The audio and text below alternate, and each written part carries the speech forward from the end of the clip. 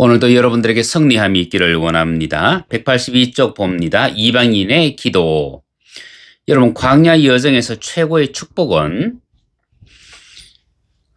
물론 하나님께서 이스라엘 백성들에게 행하신 그 축복, 기적들은 굉장히 많습니다. 홍해를 가른 것도 기적이고, 갈라진 물이 닫히면서 바로와 그 군대를 멸한 것도 기적이고요.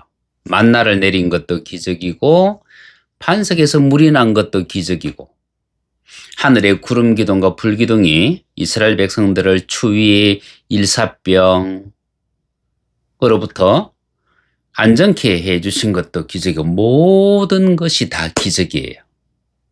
그런데 최고의 기적은 뭐냐면 만나 사건이에요. 하나님께서 어느 날 만나를 왕창 내려주셨다. 그런데 여러분, 어느 날 갑자기 1년치 양식을 내려주셨다? 한 달치 양식을 내려주셨다. 그러면요, 그것은 일용할 양식이 아니라 이스라엘 백성들에게는 짐덩어리가 됩니다. 왜냐하면 광야길을 걸어가는 사람은요, 목마르지 않고 배고프지 않으면서 동시에 등짐이 가벼워야 되는데, 온 가족이 지금 먹고 살 한 달치 양식을 매월 월삭에 내려줬다고 생각해 봐요. 그러면 이것은 양식이 아니라 짐덩어리예요. 행군하는 군인들이 양식이 많으면 그 양식을 끝까지 다 짊어지고 가느냐? 아니에요. 중간에 버리고 간대요. 먹는 것은 나중이고, 일단 지금 나에게 그것이 너무나 짐스럽고 나를 고통스럽게 하기 때문입니다. 그런데 만나는 하나님께서 매일 아침에 내려주셨습니다. 1년 365일 중에 안식일을 빼고 나면 1년에 한 313일 정도가 되는데, 40년을 계산하면요, 며칠이냐 하면 12,520일이에요. 만나는 한 번 내린 것으로 끝난 것이 아니고 12,520일 동안 매일 아침 해가 뜨기 전 매일 아침 일정한 양이, 그것도 저 멀리 내린 것이 아니고 이스라엘 백성들이 생활하고 있는 그 장막 문 앞에 소복하게 쌓였다는 얘기예요. 매일같이. 여러분, 이게 정말 기적이에요. 기적. 애굽에서 고기를 먹던 이스라엘 백성들이 이 만나로만 만족하지 못하고 하나님을 원망하고 불신했을 때, 하나님은 또 메추라기를 이렇게 보내주셨습니다. 물론 그 메추라기는 하나님께서 주시는 놀라운 기도의 응답 축복이 아니었고요. 이것은 이스라엘 백성들이 만나로 만족하지 못한 그 탐욕 때문에 하나님 앞에 구했고, 하나님은 그들의 탐욕의 그 욕망을 들어주셨고, 그들이 메추라기를 먹고 있을 때 하나님께서 그들을 또한 징계하기도 하셨습니다. 그래서 이 무덤을 탐욕의 무덤, 그 메추라기를 먹다가 죽은 사람들의 그 무덤을 탐욕의 무덤이라고 성경은 기록하고 있습니다. 왜 하나님께서 이 이스라엘 백성들이 메추라기를 구했을 때, 고기를 구했을 때 이렇게 크게 책망을 하셨느냐 하면, 하나님은 이스라엘을 위해서 모든 것을 다 내어줄 수 있는 관계로 대하셨지만, 이스라엘은 오로지 자기들의 만족을 위한 존재로 하나님을 대했기 때문이에요. 이것은 신앙생활이 아니라 종교생활입니다. 이스라엘 백성들에게 있어서 하나님은 어떤 분이시냐 하면 만나와 생수의 공급자, 그 뜨거운 햇살과 밤의 추위를 막아주는 매일의 보호자, 그 광야를 안전하게 지나도록 하는 인도자, 기도의 응답자, 그리고 애굽의 군대, 그리고 아말렉을 물리친 승리자. 다시 말하면 모든 것이에요. 그런데 이스라엘 백성들은 그것으로 만족할 수 없었다는 얘기죠. 왜냐하면 자기의 배부름, 자기의 입맛까지도 하나님이 채워주기를 원했기 때문입니다. 이스라엘 백성은 애굽에서 받는 고역으로 인해 하나님께 부르짖었습니다. 힘든 고역이 하나님을 찾게 했습니다. 그러나 애굽을 나와서 광야 여정을 걸어가는 모습을 보면 그들은 단지 자신들의 필요를 채워주는 하나님을 원했을 뿐이에요. 그래서 홍해 앞에 왔을 때는 뒤에 쫓아오는 바로의 군대를 보고 모세를 원망합니다. 그죠? 우리가 차라리 애굽에서 죽는 것이 낫겠다. 곧이어서 홍해를 딱 건너고 난 뒤에는 하나님을 찬양합니다. 그리고 그 찬양이 끝나고 난 뒤에 물이 없을 때, 양식이 없을 때 한 번도 빠지지 않고 하나님을 향하여 원망을 했다는 얘기죠. 하나님을 향하여 분노했다는 얘기죠. 그들이 하나님께 기도한 이유는 하나님의 뜻을 알기 위해서 기도한 것이 아니고 무엇을 먹을까, 무엇을 마실까, 먹고 마시는 문제 때문에 하나님 앞에 기도했다는 얘기죠. 여러분, 우리의 하나님은 눈이 먼 하나님이 아니세요. 귀가 먼 하나님도 아니세요. 보고, 듣고, 그리고 원대한 계획을 가지고 계신 하나님이세요. 하나님께서 이스라엘 백성들을 저 물이 없고 양식이 없는 광야로 이렇게 인도하셨을 때는 이미 뭐예요? 그 물 문제에 대해서 그 양식에 대해서 하나님은 이미 다 계획을 하고 계셨다는 얘기입니다. 그런데 하나님께서 그 계획을 펼치실 때까지 이스라엘 백성들이 기다리지를 못했던 거예요. 하나님의 때를 기다리지 못하고 자기들의 방식으로 자기들이 원하는 시간에 자기들이 원하는 것을 구했다는 얘기입니다. 그래서 여러분 마태복음 6장 31절에서 우리 주님이 이렇게 말씀하십니다. 그러므로 염려하여 이르기를 무엇을 먹을까, 무엇을 마실까, 무엇을 입을까 하지 말라. 이는 다 이방인들이 구하는 것이라. 여러분, 먹고 마시는 것은 생물학적인 본능이에요. 이것은 짐승들도 다 가지고 있습니다. 그래서 저 산 위에 사는 산짐승들도 덜에 있는 덜짐승들도 먹는 문제에 있어서 자기들이 뛰어다녀요.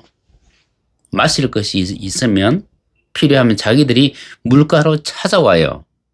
그런데 우리는 그들보다 훨씬 더 나은 만물을 다스릴 수 있는 능력을 가지고 있는 사람이지 않습니까?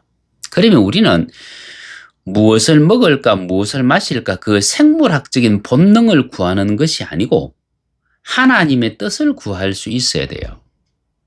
이스라엘 백성들이 무엇을 먹을까, 무엇을 마실까 구했다는 얘기는 다시 말하면 이들이 하나님의 백성이라고 자처했지만 이방인들과 똑같은 삶을 살아갔다는 얘기입니다. 이방인들이 섬기는 그 신은 보지 못해요. 그죠?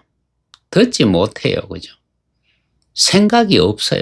그 백성들을 감찰하지 못하는 사람이 나무와 돌로 만든 신입니다. 그래서 보지 못하고 듣지 못하고 말하지 못하는 것들입니다. 그래서 이방인들은 조목조목 자기의 필요들을 구합니다. 그러나 하나님은 모든 것을 보세요. 모든 것을 아세요. 자녀들에게 필요한 것도 이미 알고 계십니다. 하나님이 알고 계신 그것을 우리가 지적할 필요는 없어요. 우리가 지적한다는 얘기는 하나님을 조종하는 것이기 때문입니다. 하나님은 우리 각자에게 다양한 부르심을 주셨습니다. 그리고 하나님은 그 부르심에 맞게 걸어가야 할 길도 전부 다르게 하셨어요. 길을 다르게 하셨다는 얘기는 하나님은 하나님의 때가 되어지면 우리에게 당신이 예배한 그것을 준다는 겁니다. 그런데 문제는 우리가 하나님의 은혜가 되었던 하나님의 축복이 되었던 그 누구보다도 더 빨리, 더 많이, 그리고 더 좋은 것으로 받기를 원한다는 얘기예요. 앞집 사람이 받은 그 부르심이 있습니다. 그죠? 제가 받은 부르심이 있어요. 제 옆집 사람이 받은 부르심이 있어요. 부르심이 다르기 때문에 은혜가 다르고 받을 분량이 다르고 받을 때가 다 다른 거예요. 부르심이 다르고 은혜의 분량이 다르고 은혜의 모양이 다르고 은혜의 때가 다르다 그러면 우리는 하나님께서 나에게 먼저 줄지 내 앞집 사람을 먼저 줄지 내 옆집 사람을 먼저 줄지 우리는 몰라요. 그죠? 우리는 다만 기도할 것이 뭐냐면 하나님이 계획하신 그대로 하나님의 때에 우리 각자에게 다 임하기를 기도해야 되는데 문제는 모든 사람이 더 큰 것을 더 빠른 시간에 더 많이 자기가 받고 싶어 한다는 거예요. 여러분 이것이 탐욕입니다. 하나님께서 우리 각자에게 각각 필요한 것을 가장 적당한 때에 주시는 분이심을 잊어버리는 순간에 우리는 누구나 탐욕에 빠질 수 있습니다. 이 탐욕은 감정의 문제예요. 감정의 문제. 그래서 우리 주님 말씀하셨죠.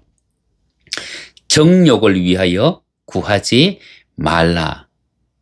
그런데 대부분의 사람들이 다 정욕을 위하여 구합니다. 정욕을 위하여 구하지 말라는 얘기는 하나님의 거룩하신 뜻을 구하라는 얘기인데 주님께서 정욕을 위하여 구하지 말라는 이 말씀을 왜 하셨느냐 하면 하나님의 거룩한 뜻을 위하여 구하는 사람이 없기 때문에 이 말씀을 하신 거예요. 그래서 여러분 이방인들이 하는 기도의 특징은 뭐냐면 스스로 결론을 맺어버립니다. 만약 하나님께서 우리가 짜놓은 결론대로 실행해 주실 것을 구했다면 우리는 이미 하나님을 조정하고 있는 거예요. 하나님, 내가 너무 원통합니다. 원수를 갚아주고 없소서. 이미 내가 결론을 정해놓은 거예요. 하나님, 내가 아픕니다. 고쳐주옵소서.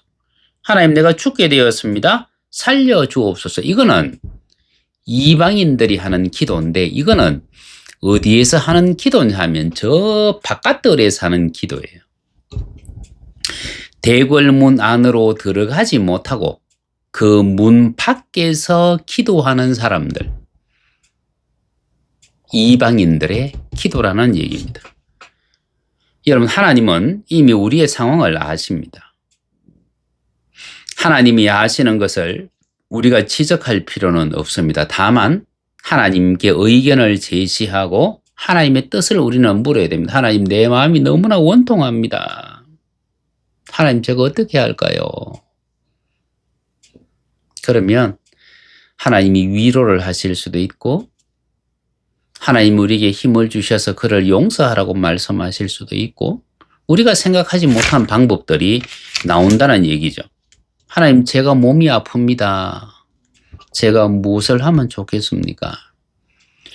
하나님, 제가 죽을 것 같습니다. 어떻게 하면 살 수 있겠습니까? 그리고는 하나님의 응답을 기다리는 거예요. 하나님의 응답은 항상 우리의 기대를 넘어선 놀라움으로 채워지기 때문입니다.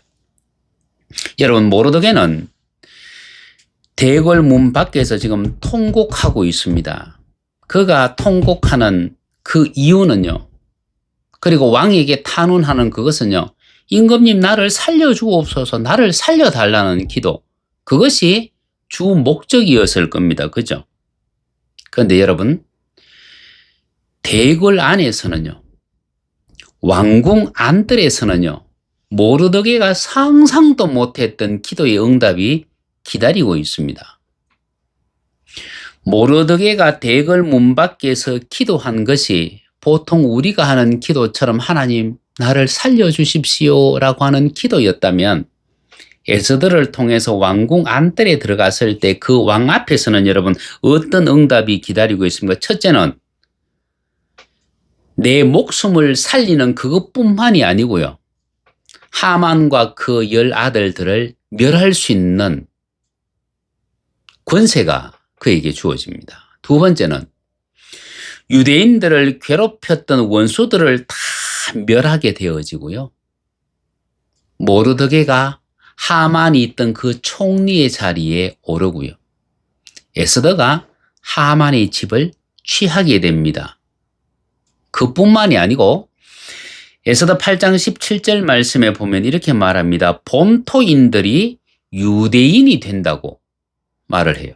바벨론 사람들이 자기들이 종으로 끌고 왔던 그 유대인들 속에서 일어나는 그 역사를 보면서 나도 유대인, 나도 이스라엘 사람들이 되겠습니다 하고 귀화를 해요.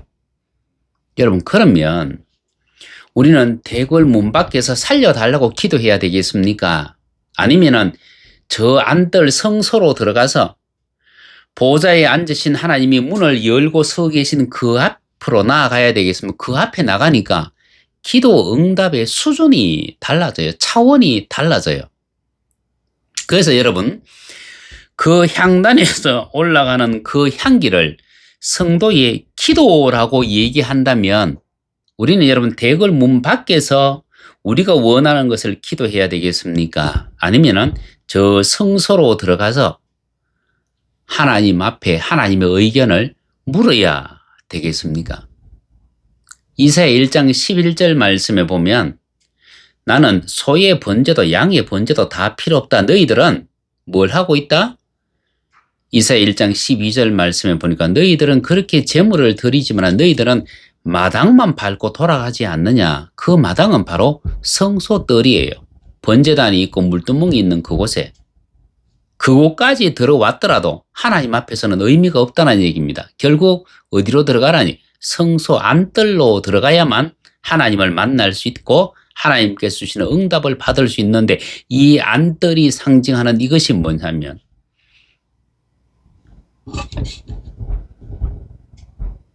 이것이 여러분 우리의 감정입니다.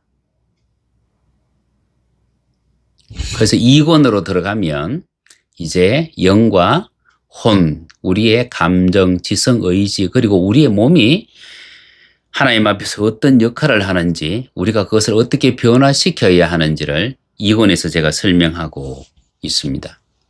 여러분, 우리의 보통의 기도는 거의 다 바깥뜰에서 나의 욕구, 나의 욕망, 나의 탐욕, 자기 만족을 위한 그 정욕을 구하는 정말 하나님과 상관없는 기도에 불과하다는 것을 우리는 알고 있어야만 합니다.